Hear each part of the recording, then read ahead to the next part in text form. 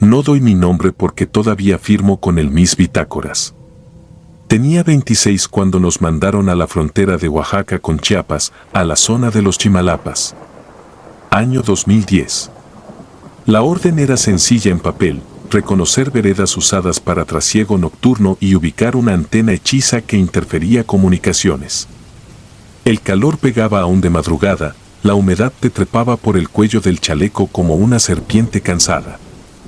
Llevábamos FX-05, cascos con cubrecuello, lámparas con filtro rojo y un par de visores prestados que no queríamos encender salvo urgencia. Éramos 6 en la escuadra, más el sargento. Yo iba segundo, pegado al punto de quiebre del sendero, atento al radio en la hebilla del pecho. La selva suena distinto cuando hay alguien más respirando, aunque no lo veas. Lo supe porque el ruido de los insectos se cortó por segundos y entró otro pulso, como un tambor lejano. Pensé primero en una fiesta en algún caserío escondido, pero no había música ni voces ebrias, solo ese golpeteo seco, de cubeta contra palo, con intervalos contados. Cada 4 golpes, una especie de murmullo. Hicimos alto y rodilla a tierra. El sargento me señaló el flanco derecho y nos abrimos como abanico hasta topar con una barranca. Abajo corría un hilo de agua oxidada y, más allá, una mancha de luz temblorosa que no venía de velas, sino de fogatas pequeñas, muchas, acomodadas como numeración. El olor llegó antes que la línea de visión. No era podrido, no era a muerto. Era dulzón, hierro caliente, como cuando te cortas con hoja de rasurar y chupas por reflejo la herida. Escuché en el radio un chisporroteo y la voz de Águila 1 diciendo que mantuviéramos luz negra, aproximación lenta. No dijo engagement, dijo verificar, lo cual siempre significa acercarse lo suficiente como para arrepentirte. Bajamos de A1, metiendo las botas en el fango despacio para no soltar chapoteos. El tambor siguió marcando, y a cada marca el murmullo crecía. No exagero si digo que mi pulso se acomodó al ritmo, como si alguien desde fuera apretara una perilla y pusiera mi corazón a tiempo.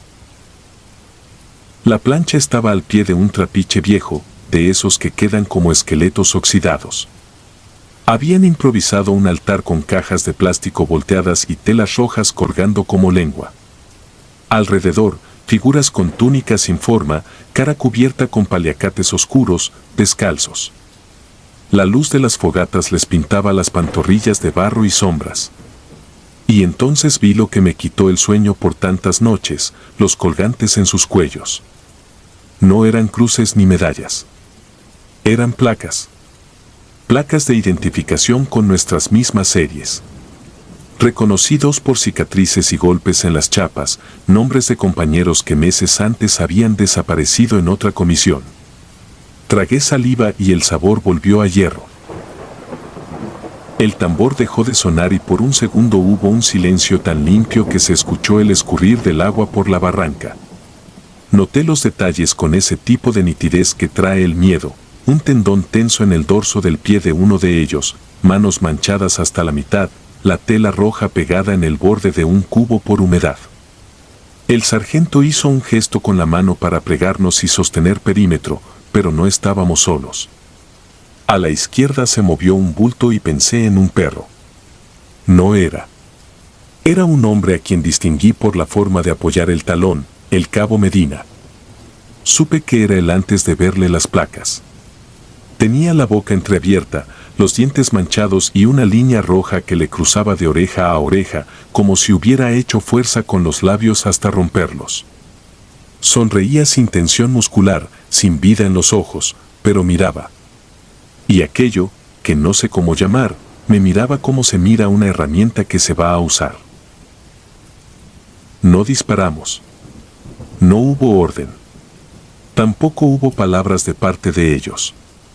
Los que llevaban túnicas siguieron marcando un ritmo con el pie, casi imperceptible. Uno se acercó al altar y destapó un recipiente metálico. El resplandor adentro no era de fuego. Era líquido que reflejaba como espejo sucio. Algo flotaba, bolsas negras como las del IMSS, anudadas. El humo que salía olía a químicos y a sangre vieja. Yo quería abrir la boca para decir nos movemos, pero la lengua se me pegaron al paladar como si hubiera mascado algodón. Sobre la caja central vi una libreta envuelta en plástico. La reconocí por la cinta adhesiva cruzada y la caligrafía tosca. Era una bitácora de nuestro pelotón de hace 2 rotaciones. La fecha de esa portada era el día siguiente. Hubo solo una frase en toda la madrugada y la dijo alguien a mi derecha, muy bajito: aquí no. Esas 2 palabras me hicieron entender que retroceder era un acto de supervivencia, no de cobardía. El sargento asintió y emprendimos el repliegue con la técnica de saltos cortos, cubriendo sectores. Entonces el tambor volvió, pero ahora vibraba en el radio. La madrugada se llenó de nuestros propios indicativos saliendo de la bocina en un delay imposible. Jaguar 2, sin novedad. Jaguar 2, sin novedad. Era mi voz repetida, con una latencia como de eco que rebota en paredes que no están. Apagué el equipo. El eco siguió una vez más y se cortó. Nunca voy a escribir que corrimos, pero lo hicimos. Enfilé y avancé a través de vegetación que parecía hacerse a un lado y volver a cerrarse como si estuviera viva. Todo el camino, el tambor pegado a la caja torácica.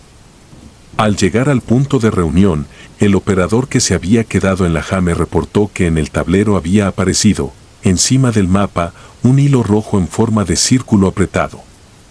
Tenía un nudo. Me lo mostró con las manos temblorosas. Era el mismo hilo que después encontré en mi muñeca, atado sin que yo recordara cuándo. El retorno al cuartel fue limpio en papel. Patrullaje sin contacto, referencias geográficas captadas, sin novedad.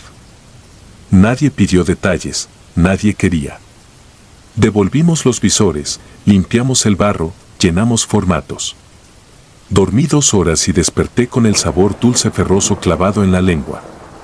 Fui al baño y escupí saliva rosada. Cuando me enjuagué, vi marcas de barro en mi camiseta a la altura del esternón, como dedos. No eran mías, más largos, más finos. Esa noche, a las 3:12, el radio en la mesa de guardia se encendió solo y repitió mi reporte en frío del día. La precisión de la hora quedó asentada en la bitácora. A la mañana siguiente desapareció la hoja. Volvimos a la zona 3 días después, con más gente y un capitán al frente. La barranca seguía ahí. El trapiche viejo también. En el sitio de las fogatas, círculos pálidos en la tierra, pisadas borradas por lluvia. Donde había estado el altar, un vacío compacto, como cuando se retira algo pesado que dejó huella. Encontramos, clavado en una raíz, un conjunto de placas unidas por una brida. Eran 7, 5 de ellos sin registro en el banco de datos. 2 con nombres que conocíamos. Las metimos en una bolsa de evidencia y se entregaron a personal que no conocíamos. Firmamos de recibido y de entrega. Nunca supe más. Los meses siguientes me acostumbré a despertar a la misma hora sin alarma. Escuchaba el tambor un segundo antes de abrir los ojos y al encender la luz ya no había nada, salvo el hilo rojo en la mesa, acomodado en círculo, el nudo siempre hacia mí. Me hice ver por el médico de batallón y me dijo que era estrés. No dije más. Guardé silencio porque hay cosas que cuando se dicen pierden forma y otras que, cuando se nombran, se instalan para siempre. Esta pertenece a la segunda clase. Una noche de guardia, ya en otra base, revisé munición y encontré un cargador con 5 cartuchos de color más oscuro. No tenían marcas de oxidación ni golpes. Pesaban lo mismo. Los separé. No los puse en la mesa con los demás. Los enterré detrás del dormitorio, junto al poste de la sombra. 2 semanas después, regresé por curiosidad. El hoyo estaba cerrado con tierra compacta, como si nadie lo hubiera tocado nunca. En la superficie, enroscado, el mismo hilo rojo. A veces pienso que lo que vimos no fue un culto sino una imitación. Como si algo hubiera aprendido nuestra forma de estar de pie, de formar perímetro, de cargar placas al cuello, de responder a un tambor. No me asusta lo que había en las túnicas, ni los dientes manchados, ni las sonrisas rotas. Me asusta que yo también aprendí su ritmo. Lo traigo pegado desde entonces. En desfiles, en revista, en el paso redoblado, hay un momento en que mi corazón se adelanta media fracción y marca 4 tiempos, y en el cuarto, por dentro, escucho el murmullo. No sé cuántos hombres volvieron de esa comisión completos. Sé que yo regresé con algo amarrado a la muñeca que no estaba cuando salí. Sé que cada vez que escribo sin novedad me tiemblan un poco los dedos. Y sé que, si me preguntan por qué me niego a patrullar de nuevo por esa barranca, responderé como dijo aquella voz mínima a mi derecha, la única que habló esa madrugada: aquí no. Aquí nunca más.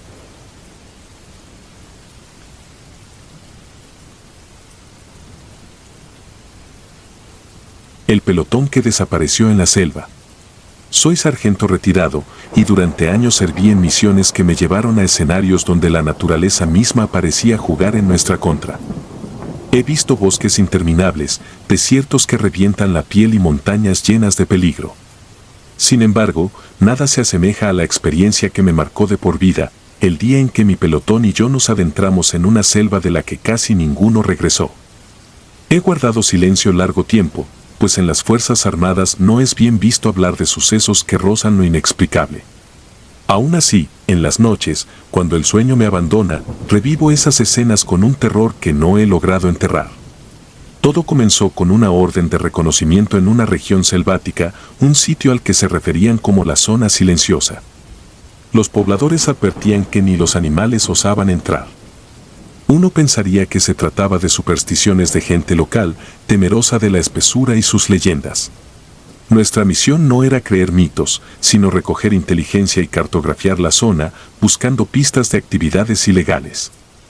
Partimos 13 hombres, confiados en nuestro entrenamiento y en la superioridad de nuestras armas ante cualquier amenaza humana. El primer día de marcha fue extenuante, el calor sofocante y la humedad hacían cada paso un suplicio. Sin embargo, algo nos perturbaba más que los insectos y el lodo: el silencio.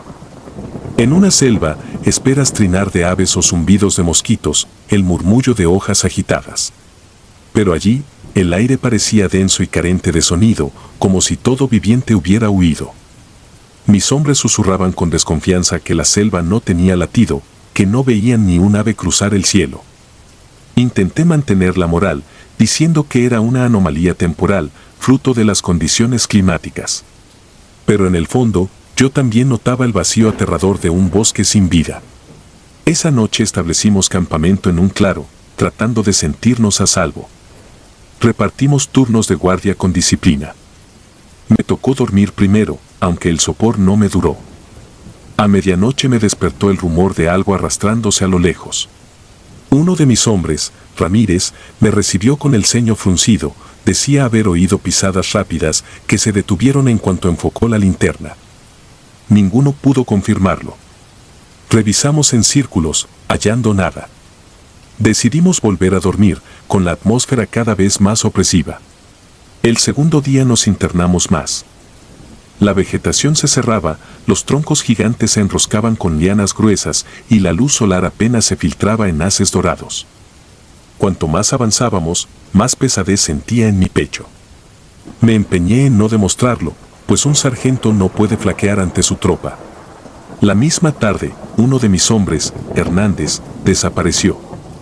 Iba al final de la formación y de pronto no respondió al llamado. Al retroceder para buscarlo, hallamos su gorra militar sobre el fango, pero de él ningún rastro, ni huellas, ni señal de forcejeo. Solo silencio. Fue como si la selva se lo tragara.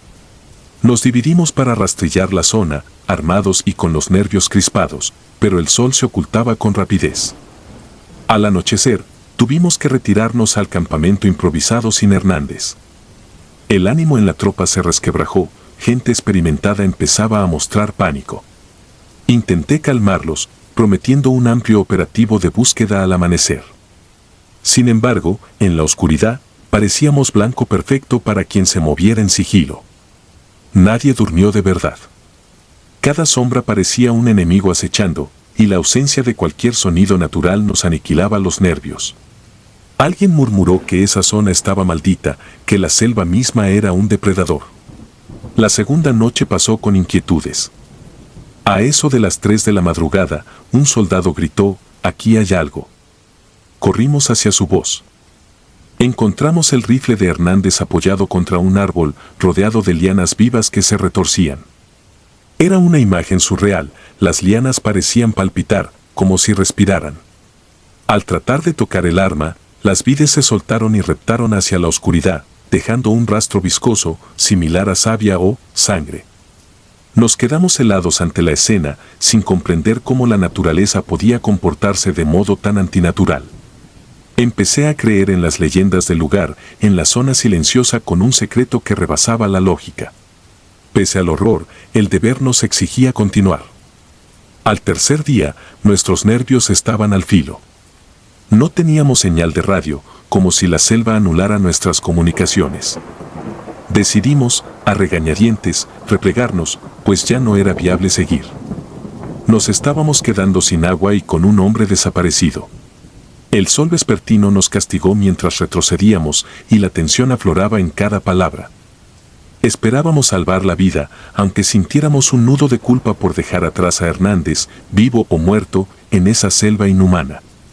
La última noche en el campamento se tornó la peor. Al anochecer, una niebla espesa nos rodeó en cuestión de minutos, un manto blanco que borraba las siluetas a escasos metros.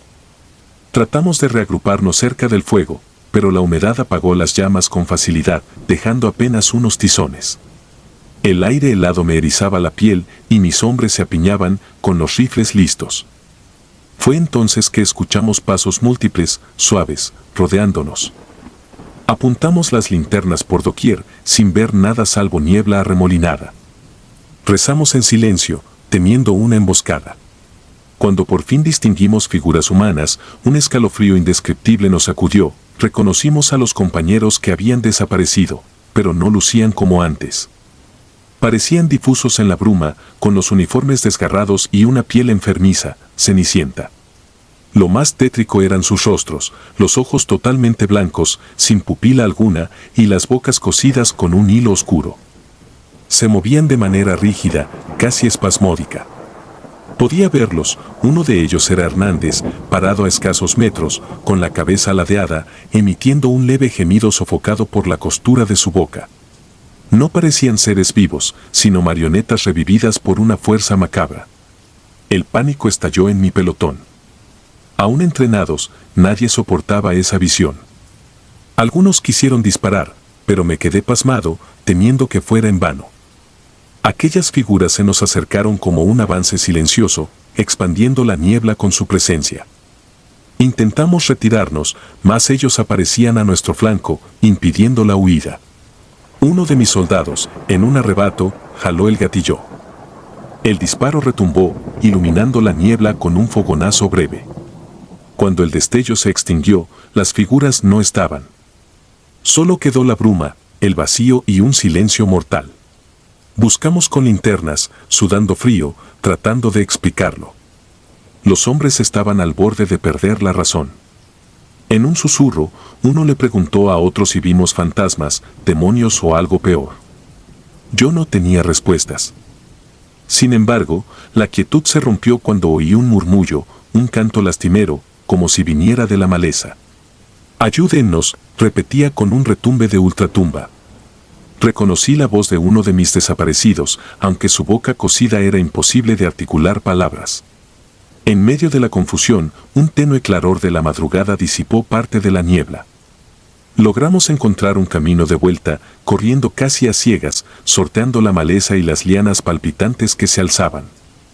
No paramos hasta dejar atrás aquella selva muerta de sonidos, emergiendo a una zona más conocida. Exhaustos y con el alma en vilo, nos quedamos en un claro. La mitad del pelotón ya no estaba, o se habían adelantado o perdido en la niebla. Solo quedamos unos pocos para contarlo. Cada uno llevaba en la mirada el terror de lo imposible que presenciamos.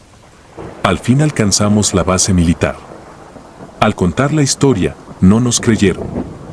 Atribuyeron las desapariciones a un grupo criminal o a un percance geográfico. No hubo expediciones a investigar. Nadie quiso registrar detalles de lo vivido. Mis compañeros y yo nos hundimos en el silencio.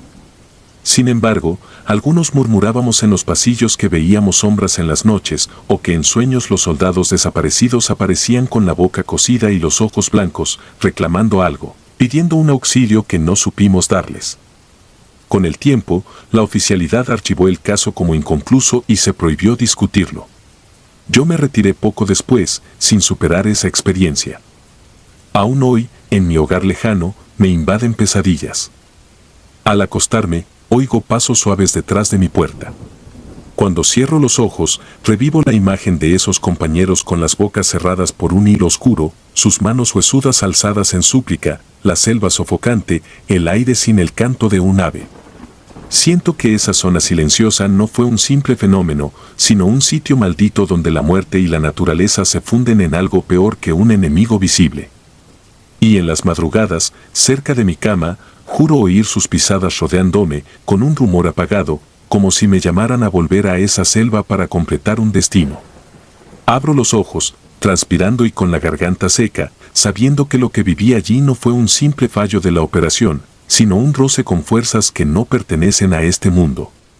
El recuerdo me tortura, obligándome a admitir que la selva se adueñó de mis hombres y que, cada noche, sus pasos siguen al acecho, manteniéndome en vela, incapaz de huir de su silencio eterno.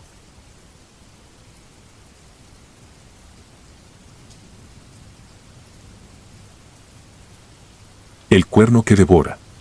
No escribo para adornar lo ocurrido ni para que intenten explicarlo con ciencia, lo dejo porque, desde aquella madrugada, el monte se me aparece en sueños y despierto con olor a pólvora pegado a la nariz. Me llamo Ernesto Galván, en 2008 era soldado raso adscrito al 51/diagonal o batallón de infantería, con base provisional en Pátzcuaro, Michoacán. Tenía 21 años y ninguna medalla, solo las ganas de juntar puntos para el ascenso. Aquella misión nocturna debía ser un simple patrullaje de rutina, acabó convertida en el recuerdo que me quitó la fe en el calibre de mi fusil.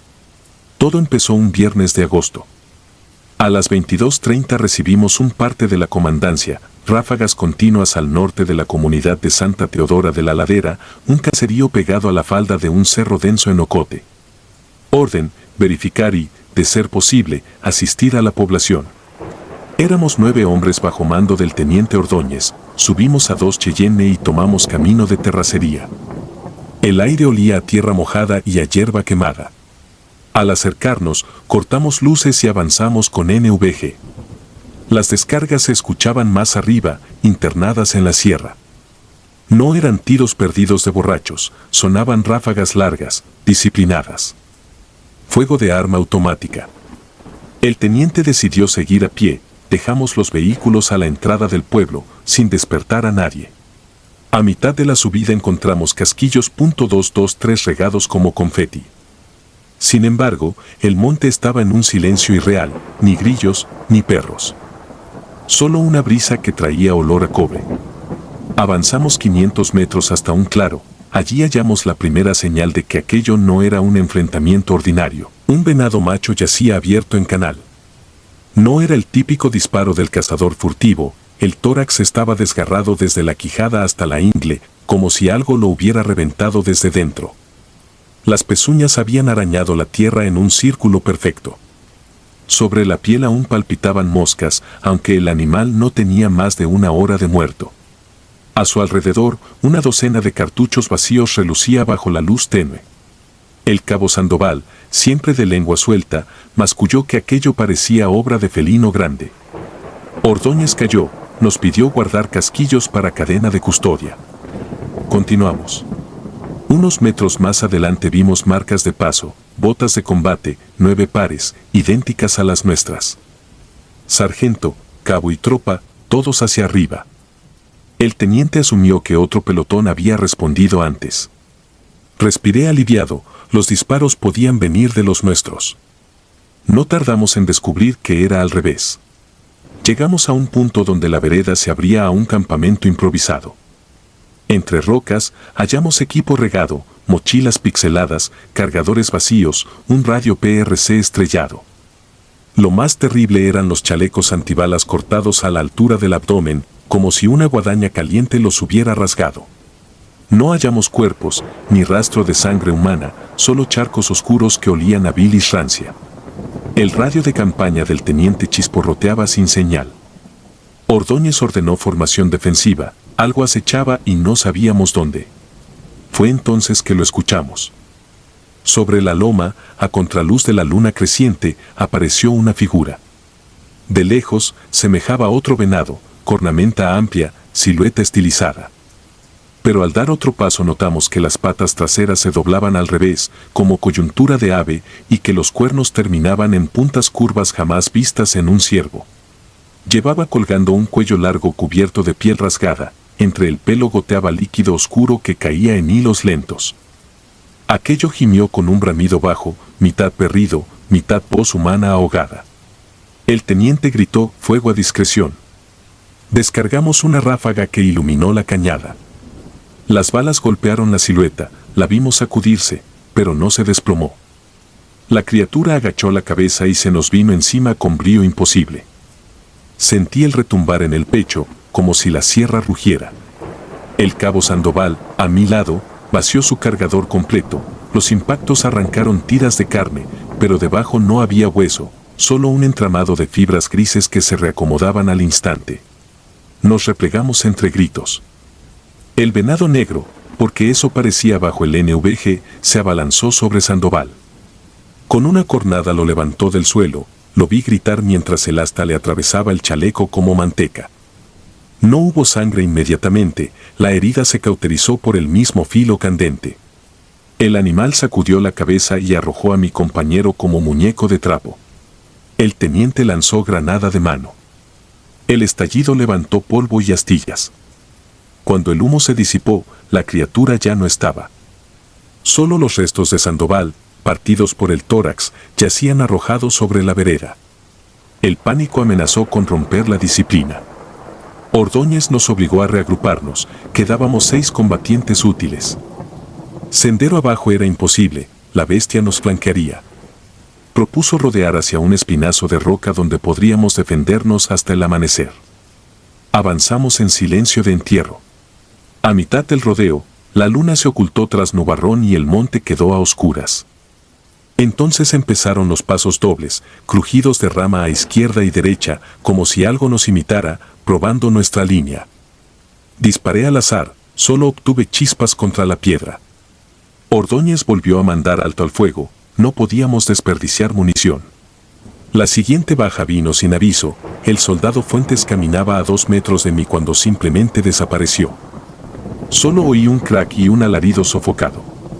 Al iluminar con la linterna vimos su rifle tirado, a 3 pasos, las botas aún atadas a sus tobillos, pero los pies dentro habían sido arrancados.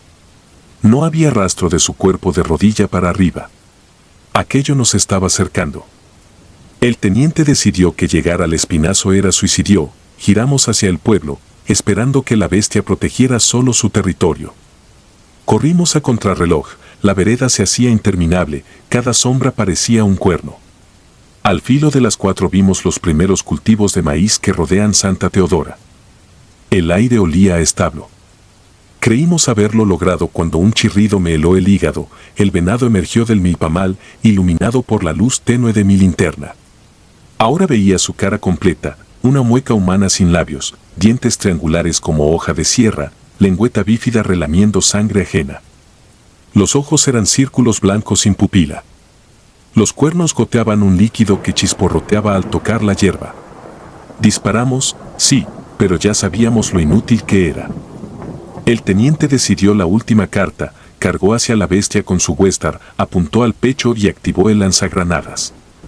El disparo de 40 milímetros estalló contra la criatura en una llamarada verde, visual rara vez vista. Yo juraría que la explosión llevaba fósforo blanco, el animal se cubrió de fuego que lamía su piel entre chillidos profundos. Aprovechamos la distracción y nos lanzamos cerro abajo. El chillido quedó atrás, también los disparos de Ordóñez, que se mantuvo cubriendo la retirada. Cuando llegamos a la primera calle polvorienta del pueblo, solo quedábamos 3, yo, el cabo Reyes y el soldado Beltrán. Detrás de nosotros, un resplandor verdoso titiló un instante, luego se extinguió. No escuchamos más al teniente. Golpeamos la casa más cercana, resultó ser la de don Rogelio, jefe de tenencia. Apenas vio nuestros uniformes manchados, nos abrió el corral. Preguntó por los tiros, le contamos a medias. Él bajó la mirada, dijo que allí, desde generaciones, hablaban de un cuerno pardo, un espíritu de monte que se alimenta del eco de los disparos. Entre más plomo le meten, más se le abren las tripas para recibir carne. Por eso los viejos cazadores suben sin fusil, solo con rezos y cuchillo de obsidiana para defenderse. Nada de eso quedó en el informe. A las 7 de la mañana llegaron refuerzos y helicóptero. Encontraron el campamento destrozado, sin cuerpos, solo pedazos de equipo militar, manchas corrosivas en la piedra y un olor acre que quemaba la nariz. De nuestros caídos, recuperaron a Sandoval a medias y el casco de Ordóñez, derretido como cera. El resto, ni rastro. Declararon conflicto armado con grupo desconocido, bajas por granada propia. Nos hicieron firmar notas de confidencialidad, luego nos enviaron a distintos destacamentos. Han pasado 15 años. Sigo en tropa pero ya no subo cerros de noche. En mis sueños, el cuerno pardo huele la pólvora que aún guardo en la memoria y viene a cobrar el tiro que le debe mi fusil. Despierto, muerdo un diente de ajo que llevo siempre en el bolsillo y le rezo a la Virgen de la Salud, no para que ahuyente a la bestia, sino para que si vuelve a encontrarme, me atraviese limpio y rápido, sin dejarme vivo lo bastante para escuchar los huesos de mis compañeros quebrarse en la oscuridad. Porque en la sierra aprendí que hay municiones para hombres y hambres para las que ningún fuego sirve de nada.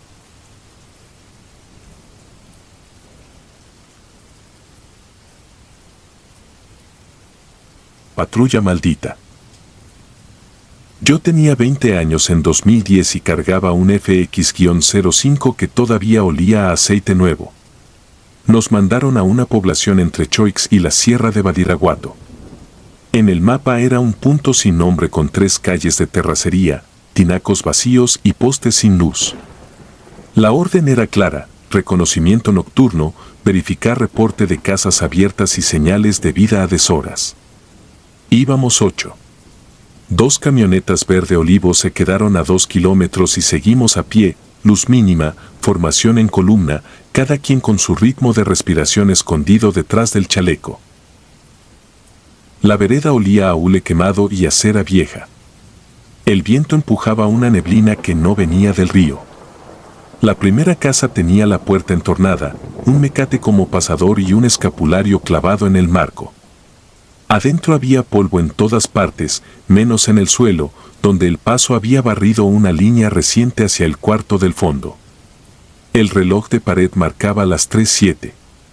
No caminaba, pero sonaba como si tuviera cuerda, un clic apenas audible que se repetía en mi nuca. Recorrimos la calle principal con pasos de gato. Las casas parecían calcadas, lámina, adobe resquebrajado, crucifijo torcido, fotografías descoloridas al lado de la puerta. Al llegar a la quinta vivienda, la rareza dejó de ser detalle, velas encendidas en vasos de mole, la cera corriendo como si alguien acabara de soplarles. Las flamas no parpadeaban aunque el viento se colaba por todos los huecos. En la pared, sobre un tendedero de alambre, colgaban retratos en blanco y negro de grupos de soldados. Eran de épocas distintas por los uniformes, G3, casco de fibra, viejos parcas. En la última cuerda había una foto a color, sin marco, pegada con una tachuela oxidada. 8 soldados de verde olivo, mismo orden de altura, mismo chaleco, misma mochila. Nosotros. Yo me vi a mí mismo con la rodillera descosida que me había parchado esa tarde. La herida del hilo era exacta. El aire se volvió más pesado que el equipo. En el radio solo escuchábamos nuestro propio silencio regresado, como si hubiera eco en la frecuencia. No hubo pánico abierto. Seguimos el procedimiento: asegurar la casa, registrar cuartos, confirmar que no hubiera personas. Las velas olían a cebo fresco y a algo parecido a diésel.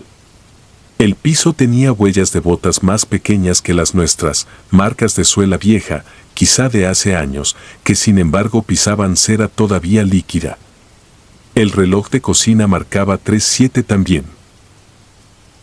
El cuarto de atrás era un museo de hábitos.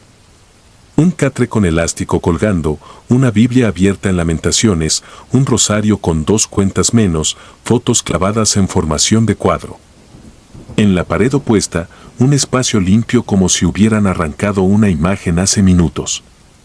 Toqué el yeso y estaba tibio. En la esquina, un marco apoyado al revés. Lo enderecé con la punta del fusil, era otra foto de 8, pero no salíamos armados, aparecíamos con las manos cruzadas al frente, la mirada fijada en la cámara, la boca cerrada con esa seriedad de graduación.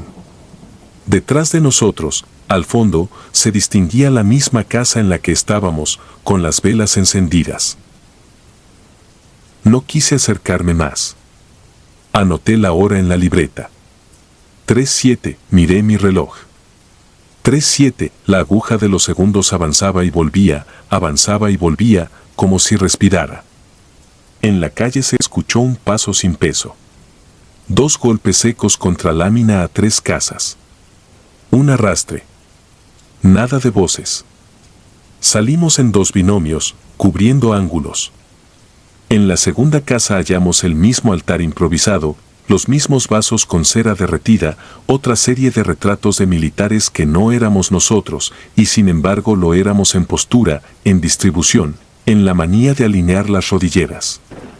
Me puse a contar detalles para mantenerme cuerdo, el número de orificios en un cinto colgado, los dientes faltantes de una peineta de plástico, la inclinación del crucifijo. Todo repetido con variación mínima, como un patrón entrenado. Marcamos la calle con cinta fosforescente atada a un poste. Dimos la vuelta por el callejón de atrás, buscando romper el circuito. Cuando regresamos al frente, la cinta estaba ahí, pero vieja, deshilachada, cubierta de polvo que no alcanzaba a tapar la luz tenue. Nunca había visto envejecer algo que yo mismo acababa de poner. El suelo guardaba nuestras pisadas, pero cada huella tenía al lado otra más pequeña, calcada, como un gemelo de papel carbón. Pensé en una broma de la sierra, en gente jugando a espantarnos. Pensé en una emboscada sin hombres, solo con tiempo. Observé el retrato más cercano. Me miré de frente, sin rayón en el casco. Toqué la superficie con un guante. No era papel de foto reciente, era emulsión vieja, suavidad de cuarto oscuro. La esquina tenía hongos como plata negra. Retiré la mano. El guante quedó manchado de un polvillo brillante. En la yema sentí frío, como cuando tocas el cristal de una tumba a primera hora. Nuestro avance se volvió un ir y venir entre casas repetidas con relojes detenidos. En una cocina encontramos un plato hondo con croquetas duras y un collar de perro. No había animales, pero escuché la respiración de uno, pausada, afuera de cuadro. En otra habitación, una colcha doblada con el cuidado que solo queda cuando alguien se va para no volver. Sobre la colcha, un gafete de brigadista con nombre borroso, la fecha borrada con una línea de lápiz. En la pared de esa recámara no había fotos. Había clavos sin nada y marcas cuadradas más claras, como fantasmas de marcos retirados. Me acerqué con la lámpara. Las marcas tenían, en el reverso del yeso, letras apenas visibles. Iniciales nuestras, trazos a lápiz que no recordaba haber hecho. Me leí a mí mismo. RAM. Esas 3 letras eran mías. La calle desembocó en una capilla chica con techo bajo. El piso guardaba manchas antiguas de aceite y veladora. El portón estaba trabado con un trozo de madera. No forzamos. Rodeamos. Detrás, el panteón se abría como una boca sin dientes. Aquí no había cruces recientes. Eran lápidas de antes, con apellidos repetidos. Sobre una tumba, sostenido por 2 piedras, había un portarretratos negro. 8 jóvenes con el mismo verde olivo, ninguno mirando a la cámara. En la esquina inferior, una fecha, 3 de julio de 1990. No conocía a ningún veterano que me contara esto. Ningún parte de guerra se parecía. Noté que el polvo sobre la foto tenía huellas digitales. Puse mi dedo al lado. Coincidía. De regreso a la calle, una casa que juraría no haber visto tenía la puerta abierta de par en par. Dentro, una mesa con una libreta idéntica a la mía, abierta en la misma página. En la línea de hora, 3-7. En observaciones, letra apretada, 8 elementos entran al poblado, 8 elementos salen como imagen. Cerré el cuaderno. Quise tomarlo y no pude, la tapa pesaba como plomo. Dejé el mío junto a él y pesó igual. No hablamos entre nosotros. No hacía falta. La respiración se había vuelto coro.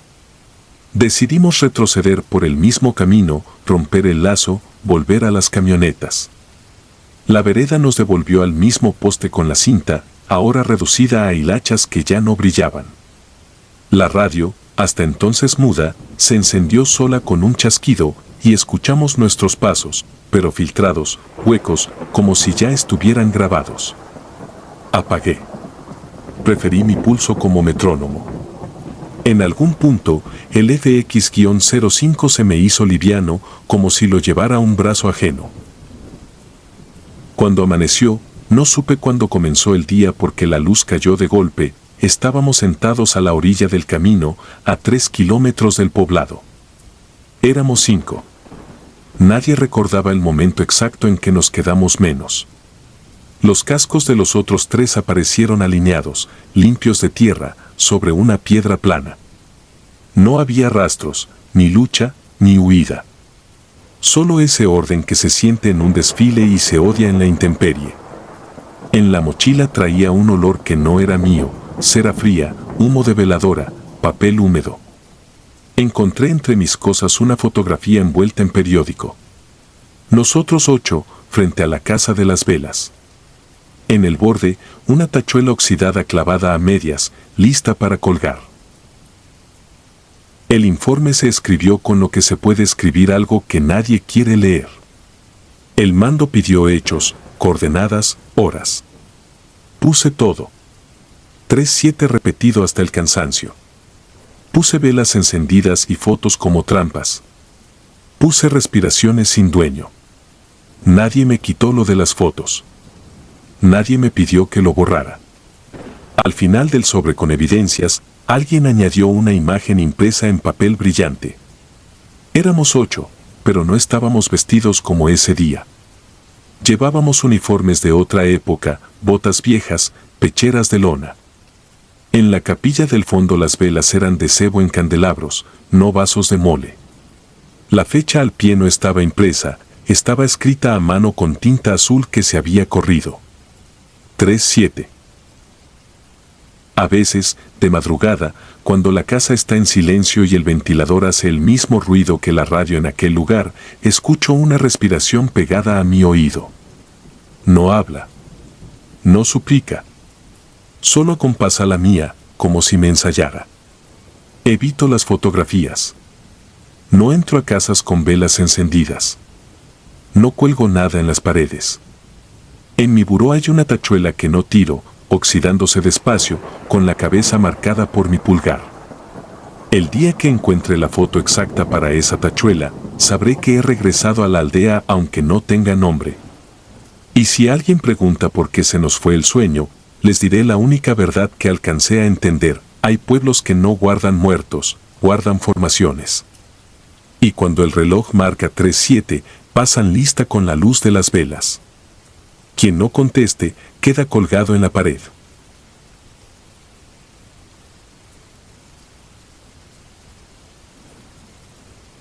Carne de viva. No escribo esto para pedir perdón ni para presumir valentía. Lo dejo porque todavía despierto jadeando con el sabor metálico del miedo y el humo de cartucho en la garganta. Me llamo Ricardo Sosa, cabo del 13º Batallón de Infantería. Lo que sigue ocurrió en mayo de 2017, en la Sierra Baja de Durango, cerca del caserío La Herradura. Oficialmente, el expediente dice baja accidental en zona rural, pero yo sé que la sierra engorda con hombres y que, a veces, escupe solo retazos de uniforme. Llegamos a la herradura como equipo de rastreo, el sargento Carvajal, el cabo Lugo y yo. Misión, localizar a Rangel, cabo desaparecido una semana antes mientras repartía despensas con otro pelotón. Según la bitácora, Rangel salió de noche a despejarse y jamás volvió. El comandante pensó en halcones del narco o un barranco mal pisado. Aún así, nos enviaron a limpiar la escena y traer lo que quedara. El pueblo era un puñado de casas de adobe pegadas al cerro. Polvo, nopales, gallinas flacas. Preguntamos casa por casa. Todos negaban haber visto al cabo. Solo un anciano llamado Gustavo, manos como raíces y ojos de perro cansado, soltó algo después de que Carvajal lo arrinconó con tono de cuartel. Lo vieron detrás de la iglesia, dijo, platicando con alguien. Y si quieren hallarlo, busquen en la barranca del olvido. Pero vayan con el cuerpo sazonado de ajo o se los chupa la noche. Pensé que deliraba. Durango está lleno de historias para espantar borregos. El sargento, en cambio, tomó nota y, antes de partir, compró en la tienda 2 cabezas de ajo. Las repartimos de mala gana, el jugo ardía en la boca. Nadie quería llegar oliendo a salsa, pero la experiencia me había enseñado a no desoír a los viejos. Caía la tarde cuando salimos por el sendero detrás de la iglesia, tierra roja y matorral espinoso. 50 minutos de marcha nos dejaron frente a un claro donde se alzaba una choza de lodo, más ruina que casa. Sin luna aún, solo el resplandor lejano de los últimos rayos. Carvajal ordenó ocultarnos entre los mezquites y esperar. El muerto no camina a la luz del día, murmuró. Silencio denso. Entre las sombras, el canto de los insectos se cortó de golpe, como si una mano invisible hubiera bajado el volumen del monte. Entonces lo vimos. Un perro negro salió del matorral. Enorme, más que un lobo, con la línea del lomo erizada como pencas de maguey. Arrastraba algo, un venado joven, cuello roto. El animal dejó el cuerpo junto a la puerta de la choza y, ante nuestros ojos, empezó a retorcerse. Los huesos tronaron como ramas secas, el pelaje se hundió en la piel, las patas se alargaron y la columna crujió. Donde hace segundos había un perro, quedó un hombre desnudo, cubierto de sangre ajena, respirando hondo. Nadie habló. El sargento levantó su G3. Un segundo más tarde, de la puerta surgieron otros 2 perros semejantes. Olían el aire, inquietos. Uno se giró en nuestra dirección y gruñó. Carvajal disparó al cielo, un fogonazo que pintó el claro de luz naranja. Los animales se encogieron, pero no huyeron. El hombre alzó la mirada, los ojos, amarillos como brasas. «Avancen», ordenó Carvajal. Salimos del matorral en línea, el eco de las botas rompió el silencio. Los perros retrocedieron mostrando colmillos. Cuando cruzamos la mitad del claro, el hombre chilló, un sonido que no era humano ni canino, y se lanzó hacia la armería del venado. Metió las manos en las vísceras y, ante nuestras linternas, empezó a comer. Disparé. No apunté, el pánico jaló mi dedo. La bala le abrió la clavícula, pero el tipo ni gimió. Los perros saltaron. Sentí el golpe de un cuerpo contra mi pecho, caí de espaldas, fusil fuera de alcance. El hocico hedía a cueva húmeda. Alcé el brazo para taparme la cara, el animal me agarró la manga y tiró. Entonces el sargento reventó un tiro a quemarropa. El perro chilló y huyó rengueando, dejando sangre negra sobre mi camisola. Lugo ayudó a ponerme en pie. La escena era un caos, los demás perros corrían en círculos, el hombre sangraba y se reía.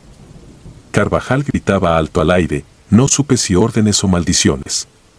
El tipo dio 3 pasos hacia atrás, hasta chocar con la choza. A la luz de la linterna vi que su vientre sobresalía grotesco, como si la piel fuese un costal mal cocido. Entonces entendí, ese bulto se movía. Parecía latir. El sargento le apuntó a la cabeza. ¿Dónde está nuestro cabo?, rugió. El hombre sonrió, labios tensos sobre dientes largos. Aquí, susurró, y golpeó su propio vientre. Algo dentro empujó la piel desde adentro. Una huella de mano, delgada, desesperada. Lugo vomitó. Disparamos todos. El cuerpo cayó en la hierba, sacudido por la metralla. Los perros huyeron al monte arrastrando tripas.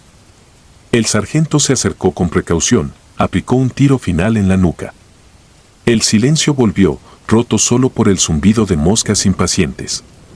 Respiramos con dificultad, empapados en sudor de ajo y miedo. Entonces la puerta de la choza chirrió. Una niña salió trastabillando. Ojos enormes, piel tiznada de hollín. Tendría 7 años. Traía el uniforme del cabo Rangel, camisa verde empapada, insignias arrancadas. La llevaban como vestido, le colgaba hasta los pies. El sargento corrió a ella. Al verla de cerca, soltó un grito, el pecho de la niña estaba abierto, cosido con hilo ciego y agujas de espina.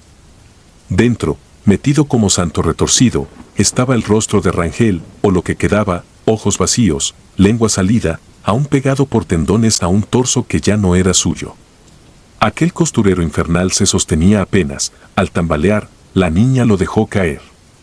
El cuerpo del cabo rodó entre polvo y hojas, carnoso como animal recién destazado. La pequeña no lloró ni habló, solo señaló la sierra, allá donde la luna comenzaba a asomar. Lugo balbuceó algo sobre brujería. Yo no pensaba, quería salir de aquella zona antes de que la noche se cerrara del todo. Carvajal cubrió el cadáver con una manta y cargó a la niña en brazos. Ordenó retirada inmediata. Nadie protestó. Caminamos a contrarreloj, jadeando, con la sensación pegada de que algo nos seguía. Cada tanto, un aullido distante punzaba detrás. El viento traía olor a sangre rancia y tierra mojada. Solo al divisar las primeras luces de la herradura aflojamos el paso. En el pueblo nadie quiso abrirnos un galpón para custodiar el cuerpo. Terminamos velándolo en el atrio de la iglesia, junto a la niña muda y los perros callejeros que no se atrevían a acercarse. Al amanecer, una patrulla vino por nosotros. El médico militar dictaminó ataque de fauna salvaje para Rangel.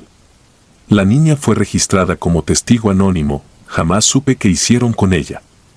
Sobre los disparos que oyeron los vecinos, dijeron que repelíamos coyotes. Del hombre y los perros nunca hablamos en voz alta. Pero la gente del pueblo, al ver nuestro uniforme salpicado, evitaba cruzarse. Gustavo, el viejo, nos miró desde la puerta sin una palabra, solo olfateó el aire, quizás notando el ajo en nuestro aliento, y escupió al suelo. Regresamos al cuartel con una caja sellada y demasiados silencios. Carvajal entregó su arma y pidió baja médica, Lugo solicitó traslado. A mí me quedó la tarea de escribir el parte, recuperación de restos, riesgo controlado. Nadie reclamó detalles. A veces me preguntan por qué en las operaciones de sierra llevo un diente de ajo en el bolsillo. Respondo que es costumbre norteña. La verdad es que el olor me recuerda que allá afuera rondan cosas que no entienden de rangos ni insignias, cosas que caminan en 4 patas y se visten con piel prestada, cosas que, cuando huelen carne fresca, tejen costuras imposibles para que un cuerpo sirva a otro. Quien dude, que recorra de noche los senderos detrás de la iglesia de la Herradura. Si escucha a un perro enorme arrastrando algo, algo que suena como botas militares raspando la tierra, que recuerde llevar ajo, y la certeza de que la sierra jamás entrega entero lo que decide probar.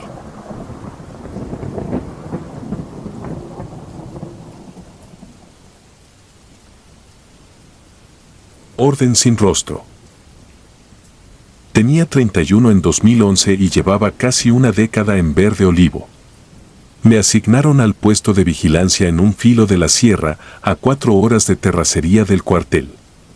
Los mapas marcaban el sitio con un nombre anodino, pero todos le decían La Pila por un depósito de agua de concreto que goteaba día y noche. A mí me tocó la guardia de las 2. Bitácora en el bolsillo, radio con batería nueva, FX-05 con cargador completo y la contraseña del relevo escrita en la cabeza, por si el sueño traicionaba. La sierra a esa hora no perdona. El metal se enfría hasta doler en las manos, la neblina muerde, el oído se acostumbra a distinguir entre viento y pasos. Aprendí a oler el diésel del generador a cientos de metros y a reconocer el crujido de un huarache viejo en piedras flojas. Esa noche no olía a nada. Ni a diésel, ni a humedad. Solo un vacío limpio, como si alguien hubiera apagado el mundo. Anclé la linterna ámbar al chaleco para no quemar mi visión. Revisé puntos con la rutina que salva, alambrada, cimbra, talud, mancha de mezquites, mancha de sombra que debería ser mezquites.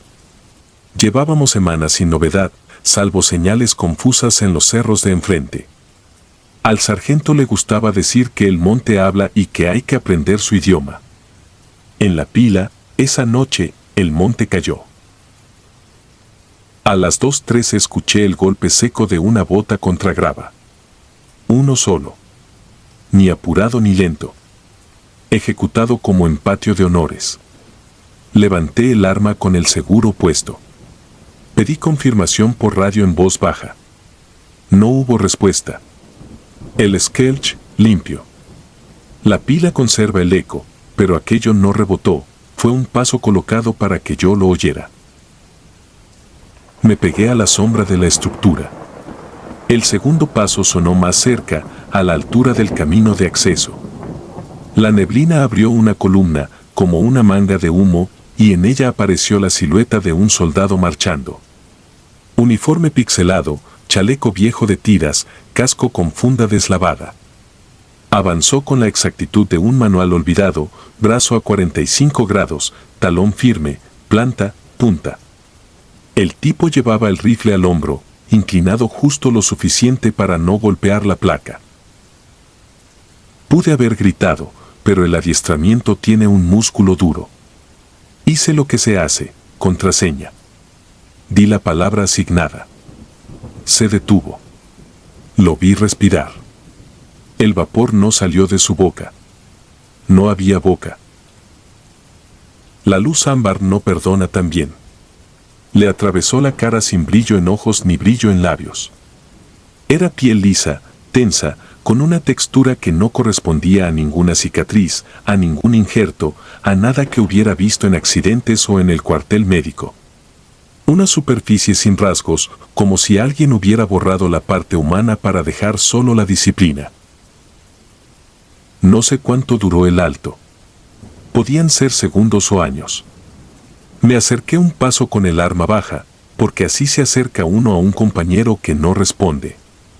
Apoyé la mano izquierda en la culata, por si tenía que subirla. La silueta inclinó un poco la cabeza, como quien escucha, y luego ejecutó un giro sobre talón. Media vuelta perfecta. Caminó bordeando la pila, pisando sin ruido donde la grava siempre protesta. Lo seguí a 2 metros, porque el peor miedo en servicio no es al muerto sino a fallar el protocolo. Pasó junto al depósito de agua. La humedad acumulada hace espejo en la losa. En ese espejo no se reflejó. Vi mi sombra pegada a la pared, vi la línea de la alambrada, vi el borde de la linterna temblando 1 milímetro por el frío. No vi la figura que yo tenía delante, a distancia de brazo, marcando el paso con perfección obstinada. No hablé. No pensé en santos ni en maldiciones. Pensé en nombres. Los de los que se habían ido del batallón. Recordé a uno, Tenorio, que se fue ir en un voladero a pocos kilómetros, años atrás. Recordé a otro que nunca volvimos a ver, perdido en una barranca, extraviado a 15 metros de sus compañeros. El monte se traga gente sin poesía. A veces escupe migas. El tacón del marchante dejó una miga, una huella perfectamente cuadrada en la zona de lodo a la salida del camino. Al poner mi bota encima, no coincidió. La suya era un patrón que no usamos desde que yo era recluta. Volvió a detenerse en el punto exacto donde yo había dado la contraseña. La neblina se cerró en torno a él con obediencia. Desde ahí, ejecutó un saludo a un superior que no estaba. El brazo subió, la mano llegó a la visera del casco que también parecía una idea del casco, no un objeto. El saludo quedó congelado un segundo. Luego bajó, hasta quedar firme. El cuerpo siguió erguido. El rostro siguió siendo ausencia. Entendí entonces que el gesto no iba para arriba ni para mí, sino para el lugar. Algunos sitios guardan una ceremonia que no puedes interrumpir. En el patio del cuartel, el toque de silencio ordena que nadie hable. Aquí, la orden venía de algo sin voz. Cumplí. Bajé el arma. Me quedé quieto. Conté mi respiración hasta 30, como me enseñó un cabo viejo para no temblar. Cuando volví a mirar, el soldado estaba a 1 metro de la bitácora metálica de la entrada. Abrió la tapa sin mover los dedos. No había dedos que ver, había guantes que eran piel o piel que era tela. La tapa se alzó. Adentro, la libreta. Yo sabía que decía la última línea, mi nombre, hora de inicio de guardia, contraseña, observaciones en blanco. La silueta inclinó el casco hacia el cuaderno. La hoja pasó sola al siguiente renglón. Apareció una firma diminuta, hecha de líneas que simulaban letras sin decidirse. Parecía un trazo militar, recto, sobrio, ordenado y, al mismo tiempo, imposible de leer. No pude más. La mano me saltó sola hacia la libreta, para cerrarla. Antes de tocarla, el frío me mordió hasta el hueso. Retiré los dedos sin querer que se quebraran. La tapa cayó por su propio peso. La silueta volvió a marcar el paso hacia el camino. Lo seguí hasta el primer mojón. Allí se detuvo. Metros abajo, el arroyo corría negro, bajo una costra de sombra.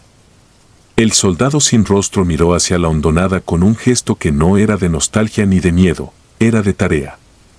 Después descendió por un trazo que no existe en nuestros croquis y se disolvió en una parte de la neblina que no regresó. El radio estalló con interferencia a las 2:28. La voz del relevo entró como si viniera atrapada dentro de una caja. Preguntó la novedad. Respondí que sin novedad, porque no existe un código para eso que no te hace daño pero te cambia el pulso. Dije que la visibilidad era baja, que revisaran calzado porque la grava estaba traicionera, que el generador había hecho un ruido raro al encender. Mentí con disciplina. Uno en servicio aprende a dejar lo incomprensible fuera del parte, igual que la vida personal. Cuando amaneció, abrimos la libreta. Mi línea seguía ahí. Debajo, como esperaba, había un trazo corto donde debía ir una firma. A la derecha, un número, 1999. No era la fecha. No correspondía con nada escrito. El sargento lo calculó en voz alta. Era el número del parte de operaciones de un año viejo, el del voladero de Tenorio. Nadie le dio más vueltas. Se dijo que la hoja tenía garabatos viejos marcados por presión y que el lápiz había resucitado trazos de otra jornada. Cerramos la tapa. Guardamos silencio. 2 días después, al limpiar el depósito, jalé la escoba por la losa donde hacía espejo el agua. El reflejo me devolvió la imagen. Chaleco, casco, sudor seco. Y una cara que, por un instante, no era mía. Era mi casco y mis hombros y mi cuello, pero en lugar de mis rasgos vi esa misma superficie lisa, esperando que alguien le ordenara una misión. Retiré la escoba como si quemara. El agua vibró y me devolvió mi nariz, mis ojos, mi barba rala de guardia. No conté nada. A veces me pregunto si el monte repite a los que le deben una marcha. Pienso en los que no volvieron, en los que se fueron por una línea que no existía y quedaron cumpliendo órdenes que nadie firma. A ratos, en noches como aquella, la pila recupera el silencio absoluto. Camino el perímetro y marco el paso con cuidado. No es miedo. Es cortesía. Si vuelvo a ver esa figura, haré lo que corresponda, contraseña, renglón en blanco, observación sin adjetivos. La disciplina es un idioma que también entienden las cosas que no tienen rostro. Desde entonces, cierro la bitácora con el índice y el medio, tocando 2 veces la tapa, como si tocara un tambor que solo suena para quien alguna vez desfiló sin música. El eco me devuelve una certeza escueta. En la sierra, hay guardias que no acaban con el relevo. Y hay órdenes que siguen dándose sin voz a la hora exacta en que el frío apaga al mundo. Yo estuve ahí y lo vi. No me pidan que lo explique. Con que lo escriba basta. Con que no se borre basta. Con que alguien, cuando toque su guardia, marque el paso y oiga, basta.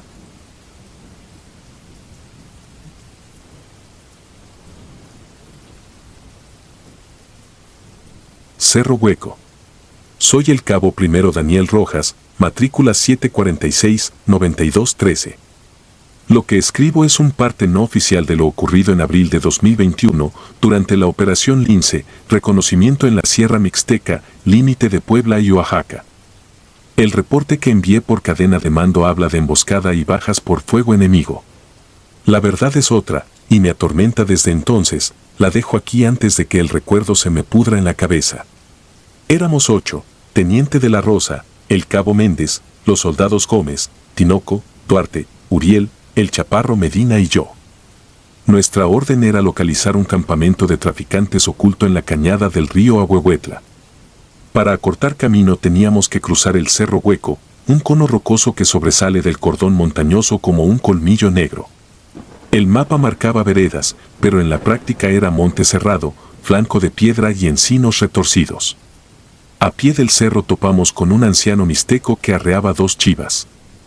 Le preguntamos por la ruta, respondió en castellano pausado que, si apreciábamos la vida, lo bordeáramos. Ese monte está hueco por dentro, dijo, se traga la voz y luego el cuerpo.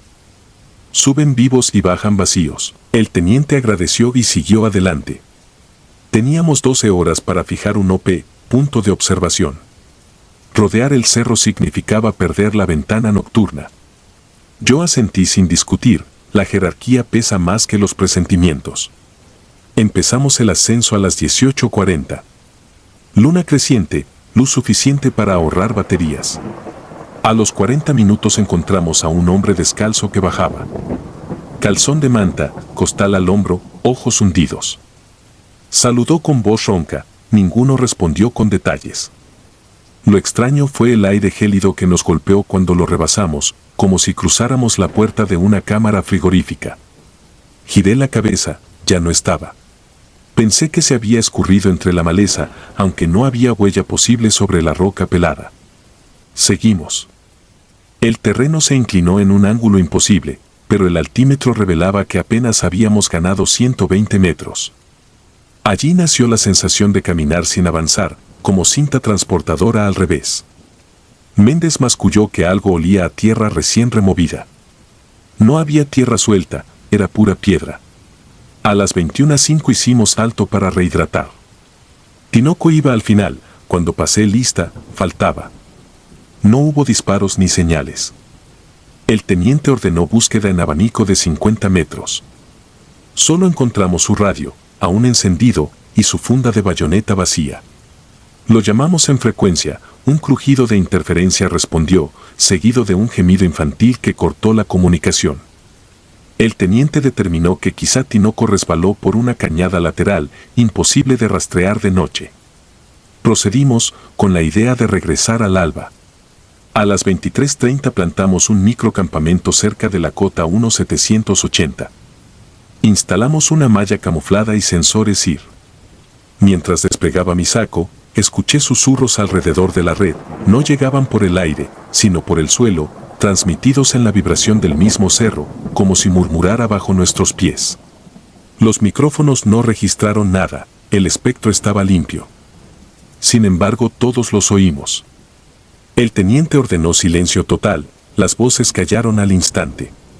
Uriel se ofreció para primera guardia. Pasados 20 minutos gritó mi apodo.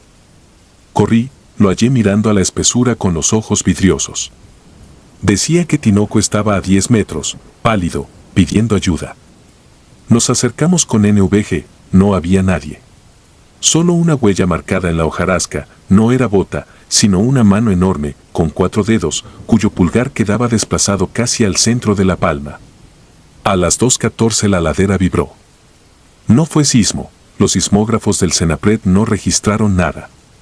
Aún así, sentimos que algo retumbaba dentro del cerro, como una locomotora enterrada. Los sensores perimetrales detectaron movimiento en 360 grados, los 4 vectores marcaban aproximación lenta. Apagamos linternas, fusiles a la cara. Entonces lo vimos, una figura desmesurada descendía entre los árboles. 2,5 metros, acaso más. Extremidades larguísimas, piel grisácea que se confundía con la roca. Caminaba encorvada, ladeaba la cabeza como animal sorprendido por el ruido. Al pasar, giró el cuello con un crujido de tendones o de piedra y nos miró. No había ojos, solo orificios profundos que exhalaron aire fétido. Nadie disparó, estábamos congelados. La criatura pasó de largo. Pero tras ella, como arrastrados por invisible cuerda, venían siluetas humanas, hombres, mujeres, niños, todos decrépitos, piel pegada al hueso y bocas abiertas en mueca de grito. Caminaban sin pisar el suelo, flotando a la altura de nuestras rodillas. Uno llevaba uniforme pixelado antiguo, en la placa se leía Tino. De reojo vi al teniente persignarse. Cuando el cortejo se perdió entre los encinos, el teniente tomó la única decisión lógica, retirada inmediata. La bajada fue caos. Gómez rodó varias veces, lesionó el hombro, De la Rosa le gritó que siguiera.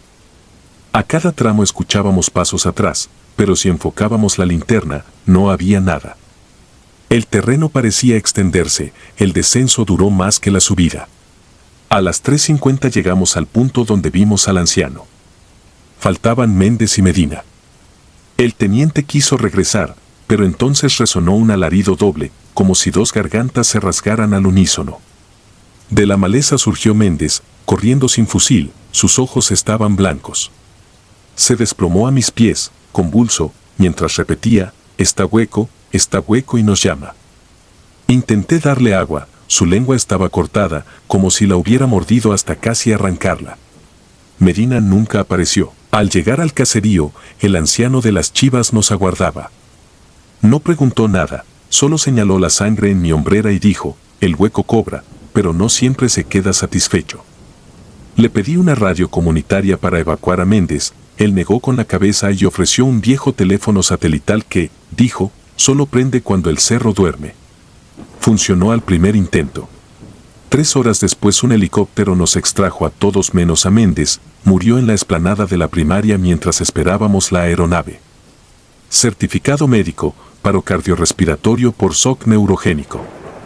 El forense agregó una nota, ausencia total de sudor, piel seca como ceniza. El parte que firmamos describe un enfrentamiento con delincuentes locales, 3 bajas en combate, un desaparecido, un muerto por caída, equipo extraviado. Nadie preguntó por la criatura ni por los espectros. Las familias recibieron honores. El ejército cerró la vertiente este del Cerro Hueco aduciendo riesgo de minas. Desde entonces sueño con un túnel sin fin donde resuena el eco de pasos amplificados. Cada madrugada, justo a las 2:14, despierto empapado en frío y con la certeza de que el cerro aún no está satisfecho. Sé que algún día escucharé mi nombre entre los murmullos del piso y recordaré la advertencia que ignoramos. Si alguien lee esto y planea cruzar la Mixteca por la ruta corta, rodee ese diente oscuro. La piedra hueca siempre cobra peaje y de noche no distingue entre soldados y civiles. Lo juro por las almas de Tinoco, Saúl y Medina, el Cerro Hueco está vivo y se alimenta de quienes creen que el entrenamiento sirve contra lo que no pertenece a este mundo.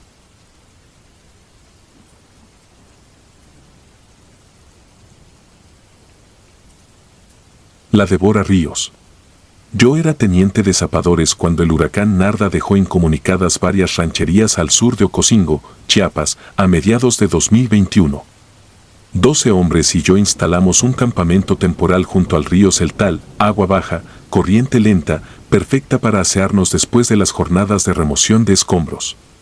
Aquella misión parecía rutinaria, repartir filtros de agua, apuntalar techos, levantar un pequeño puente colgante.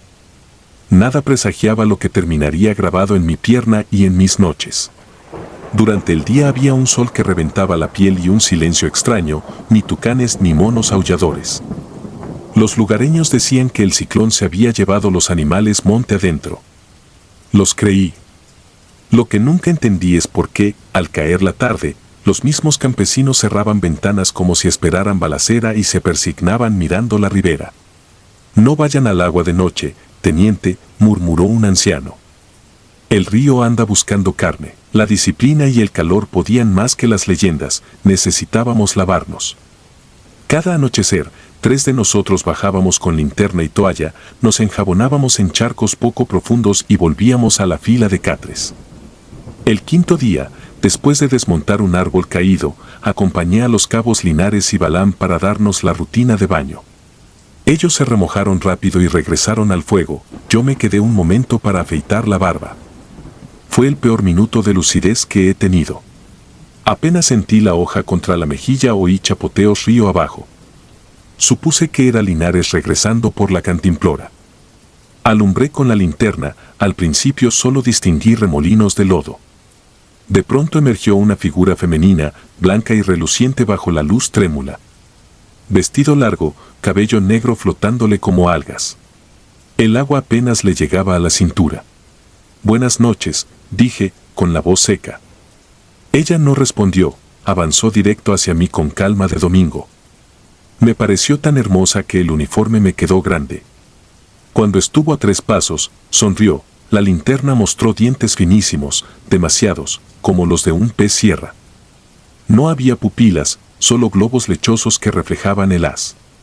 ¿Cómo te llamas, soldado? Su voz era agua sobre canto rodado. Se lo dije sin pensar. ¿Me das permiso de comerte? Preguntó, y la sonrisa se abrió hasta las orejas. Creí escuchar mal. Solté una carcajada nerviosa y respondí lo primero que al macho bobo se le ocurre cuando confunde deseo con peligro. Sí, toda la noche si quieres. No terminé de decirlo cuando las piernas me fallaron. Sentí un hormigueo lento, como si la sangre se volviera paja. Caí de espaldas en la orilla. El agua apenas cubría mis hombros, pero cada músculo se convirtió en trapo. Solo los ojos obedecían, clavados en ella. La linterna colgaba de mi mano inútil, apuntando hacia arriba, su luz rebotó en la piel de la mujer, que al acercarse dejó ver escamas verdinegras desde el cuello hasta las pantorrillas. Las uñas eran garras traslúcidas. Se inclinó sobre mí y olí un aire salobre, marino, imposible tan lejos de la costa. Sin prisa me tomó del tobillo y abrió la boca. Cuando mordió sentí cientos de cuchillas taladrar la carne, no era un desgarro de dientes, sino un serrucho girando. Un chorro caliente coloreó el agua. Enmudecí de puro espanto, ni un hilo de voz salió. Volvió a hincar la dentadura y arrancó otro trozo. Podía oír el crujido de mis propios tendones al soltarse. La visión giraba, supe que iba a desmayar, pero necesitaba que alguien me viera antes de desaparecer. Entonces llegaron las voces. Teniente. Era Linares. Vi rebotar el haz de su linterna entre la maleza. La bestia giró la cabeza, sus ojos sin pupila reflejaron un brillo rojo como brasa. Con la carne aún entre los dientes se irguió, de la cintura para abajo era cola de iguana, musculosa, cubierta de limo. Dio un paso atrás, asustada por la luz. Balán recogió piedras del borde y las lanzó sin puntería. En 2 golpes la criatura retrocedió al cauce, siseando. Al perder pie, me jaló de la bota, sentí mis huesos chirriar. Ambos cabos me aferraron de los brazos, la pelea fue un tirón de pescador. Al final el monstruo soltó y se sumergió. Solo quedó un remolino y burbujas que olían a amoníaco. Al tocar la grava seca recuperé el control de los músculos como si un hilo se cortara. Grité de dolor, la piel de la pantorrilla pendía abierta. Linares amarró un torniquete, Balán vació el cargador al agua. Nadie respondió desde el río. Me evacuaron en camilla improvisada. En la posta médica del campamento me cosieron 37 puntos y me pusieron suero. El médico quiso reportar ataque de caimán, mis 2 cabos se miraron y asintieron. Ninguno quiso recordar las palabras dame permiso de comerte. A la mañana siguiente los lugareños nos acercaron ofrendas, hojas de plátano con sal, gallinas negras degolladas. La Débora Ríos huele la sangre nueva, dijo el anciano. Cuando la corriente baja, sale a pedir cuerpo. Si uno contesta que sí, ya no hay remedio. Nos imploraron que no disparáramos al agua, la pólvora la enfurece, dijo una mujer. El capitán agradeció y reforzó la vigilancia, pero prohibió a la tropa acercarse de noche. Yo partí al hospital militar de Tuxtla con fiebre y la pierna hecha caldo. La cicatriz es un trazo retorcido en mi gemelo derecho. Hay noches, sobre todo cuando llueve y el agua corre bajo las alcantarillas, en que el tejido tirita y siento de nuevo los dientes diminutos royendo. A veces despierto sudando, seguro de que alguien susurra a mi oído: ¿me das permiso de comerte? Y aunque ya aprendí que el silencio salva, la garganta igual se me congela, temiendo que aquello, desde la tubería o el sueño, interprete el pánico como un sí. Desde ese día, cualquier misión donde haya que acampar junto a un cauce me basta para pedir licencia y quedarme en el cuartel tallando mesas. Algunos dicen que exagero, les muestro la cicatriz. No convence a todos, pero ningún hombre ríe al verla. La forma es perfecta, semicircular, como mordida de sierra que nunca debió existir en criatura terrestre. Quien tenga que lavar el sudor en ríos chiapanecos, que lo haga antes del atardecer. Si una mujer pálida avanza contracorriente pidiendo tu nombre, no respondas ni mires. Y sobre todo, jamás concedas permiso de nada. Las cortesías, ahí, se pagan con carne.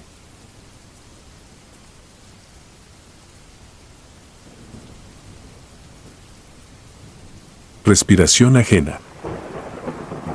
Tengo 42 años y todavía me despierto con la garganta ardiendo como aquella madrugada. No diré mi nombre. Solo diré que en 2013 formaba parte de una patrulla destacada en la Sierra Madre, al límite entre Sinaloa y Durango, con la orden de asegurar un viejo repetidor de radio al que en el mapa operativo le decían El Nido. Subíamos en camionetas hasta donde el camino lo permitía y, desde ahí, a pie. Llovía desde las 6 de la tarde. El frente frío partía la cara. El FX-05 pesaba distinto con la culata empapada y el chaleco exhalaba ese olor a lona mojada que no se olvida. La torre estaba anclada a una loma pelada con 3 estacas de acero y una caseta de lámina cerrada con candado oxidado. A 20 metros, semienterrado entre pinos y piedra, había un refugio de muros gruesos, techo bajo y una puerta de madera hinchada por la humedad. Protección Civil lo construyó en los 90, cuando el huracán Ismael barrió rancherías enteras en la región. Lo supe después. Aquella noche solo vi un rectángulo oscuro que prometía techo y sombra. El sargento asignó turnos. A mí me tocó el último relevo. El resto repartió ponchos y colchonetas sobre los catres de varilla. El viento trajo un olor a amoníaco. Guano en las vigas. Respiramos por la boca. A las 01:40 revisé equipo. La jarra saltaba entre estática y chasquidos. Dejé un registro en la bitácora que estaba clavada con un clavo oxidado junto a la puerta, una 47, clima hostil, sin novedad. Lo escribí con letra grande por si el papel se humedecía. La luz de la linterna abría un túnel de polvo en el aire. La puerta, mal cerrada, golpeaba de vez en cuando. Hice una ronda dentro del refugio. 3 camas. Un locker sin puerta. Un generador viejo, desconectado, con el tanque vacío. Herrumbre en la manija. Todo frío. Volví al catre y me cubrí con la chamarra. Apoyé el rifle, seguro puesto, cañón hacia abajo, como manda. Intenté dormir. El oído se acostumbra a la montaña. Uno aprende a reconocer cada sonido. El goteo dentro de un balde. El crujido de madera. El viento entre las brechas. Lo que me sacó del sopor fue una exhalación lenta, honda, muy cerca. No era viento canalizado por un hueco. No era un silbido lejano. Era la respiración de alguien a mi lado. Cadenciosa, con ese pequeño ronquido al final que tienen los resfriados. Me incorporé con el corazón golpeando el pecho. La linterna me tembló en la mano. Giré. Elas barrió catres vacíos, cascos, mochilas cerradas. Nada. Apagué para escuchar mejor. Otra vez. Inspiración. Espacio. Expiración. De nuevo ese ronquido pequeño. La sentía menos de un paso, pero mi brazo no rozaba a nadie. Volví a encender. El polvo suspendido flotó como nieve sucia. Caminé hacia la puerta, con la luz baja para no encandilarme. En el piso de cemento, entre mis botas embarradas y las manchas oscuras de humedad, había una hilera clara de huellas frescas. No eran nuestras. Nosotros llevábamos suela con tacos cruzados, nuevas de dotación. Aquellas eran más angostas, patrón viejo, casi liso, con un dibujo gastado en forma de herradura. Deberían haberse marcado si alguien entró mojado, pero la puerta por dentro estaba trancada con una varilla que yo mismo puse. Aún así, las pisadas comenzaban junto a mi catre, daban 2 vueltas cortas, como si alguien hubiera tanteado el espacio a oscuras y se dirigían hacia la pared del fondo, donde se apagaban contra el muro. Apoyé la palma. El cemento estaba frío como agua de pozo. Al retirar la mano, vi que mi propio aliento formaba una nube. Otro aliento, ajeno al mío, empañó la luz por un segundo y se perdió. Sentí como la nuca se me cerraba. Hice lo que nos enseñaron, control de respiración, conteó. Revisé perímetro por segunda vez, esta vez con el arma colgada del pecho. El generador. El locker. La esquina donde juntamos mochilas. El techo. Nada. Solo el olor a orines viejos y metal. En la bitácora, debajo de mi nota, había otra línea que yo no escribí, una 49, sin novedad. La letra era distinta, apretada, como de escolar nervioso. Tal vez me jugué yo mismo una mala pasada. Tal vez. Abrí el cuaderno. Las páginas anteriores estaban llenas de firmas y horas de hace años. Un nombre repetido 3 veces en la misma noche, 1995, 23 de septiembre, volvimos con 5. Después, otra mano, más torpe, seguimos siendo 6. Y un trazo al final, con tinta lavada por agua, no cierres. La radio tronó. Apenas un mordisco de voz. Cambié a secundaria. Silencio. Volví a primaria. Un golpe de estática me hizo apretar los dientes. Afuera, el viento pegó la puerta. El refugio bajó 1 grado. Se nota en la piel. Se encoge la espalda sin querer. Escuché pasos sobre la gravilla. No eran los del sargento ni los del cabo. Ellos rascaban al caminar con el peso del equipo. Estos eran secos, iguales, como de alguien que pisa para no hacer ruido y, sin embargo, se acerca. Toqué la varilla. Seguía puesta. Nadie podía abrir desde fuera sin hacer un escándalo. Entonces pasó lo que todavía me quita el sueño. La esquina del cuarto, esa que mi linterna había barrido 1000 veces en 2 minutos, empezó a oscurecerse más que el resto. No porque faltara luz, sino porque algo en el aire absorbía la claridad. La respiración volvió, más cerca, y con ella un olor que no era guano ni lona. Era hospital viejo. Gasa húmeda. Yodo. Piel guardada demasiado tiempo. El vaho de alguien se mezcló con el mío. La nube doble flotó y se deshizo entre mis pestañas. Rompí el protocolo. Encendí la linterna al máximo y la clavé en la esquina. Nada. Solo humedad bajando en gotas como lágrimas frías sobre el muro. La tormenta, afuera, cambió de paso. Lluvia fina. Luego dura. Luego fina otra vez. Tirité de adentro hacia afuera y sentí que el chaleco no calentaba nada. Volví a la bitácora para dejar constancia. Mi fecha. Mi hora. Mi letra. La mano me vibraba. Escribí 2-7, sospecha de presencia. Antes de terminar la frase, el generador, que llevaba muerto años, tosió. Fue un chasquido eléctrico y un giro perezoso del rotor. Ni un foco se encendió. Ni una chispa visible. Solo el ruido del intento. Y ese ruido vino con otro detalle imposible, una sombra a mis espaldas que no proyectaba mi cuerpo. No corrí. No grité. Me acerqué al generador con el arma en diagonal y la linterna hacia el piso. Un charco se formaba lento debajo del tanque. No era gasolina. Olía a metal dulce, como a sangre antigua. Pero era agua filtrada por el techo que caía justo ahí, donde alguien, alguna vez, se apoyó durante demasiado tiempo. Levanté la vista. En la viga sobre el generador había marcas. 4 alineadas, paralelas, como de uñas que raspan sin fuerza. Bajas. A la altura de una cabeza inclinada. En la madera, entre el guano, alguien había tallado un apellido y 2 números. El apellido estaba casi borrado. Los números decían 6/6. Mis botas crujieron de regreso al centro del cuarto.